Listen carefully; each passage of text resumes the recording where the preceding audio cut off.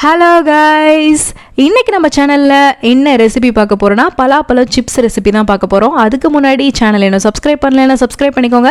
வாங்க வீடியோக்குள்ளே போகலாம். ஃபஸ்ட்டு உங்களுக்கு தேவையான அளவுக்கு பலாப்பழத்தை நல்லா காயாக நல்லா எடுத்து வச்சுக்கோங்க.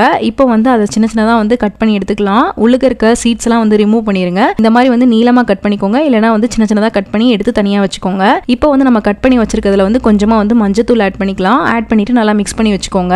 இப்போ இன்னொரு பவுலில் கொஞ்சமாக உப்பு எடுத்துக்கலாம். உப்பு எடுத்துட்டு தண்ணி ஆட் பண்ணி நல்லா கரையிற அளவுக்கு மிக்ஸ் பண்ணி வச்சுக்கோங்க.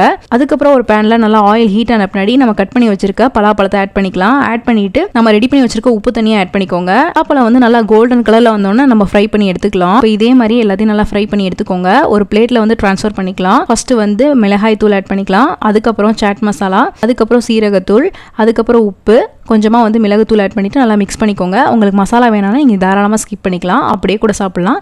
அவ்வளோதான், பலாப்பழம் சிப்ஸ் ரெடி ஆயிடுச்சு.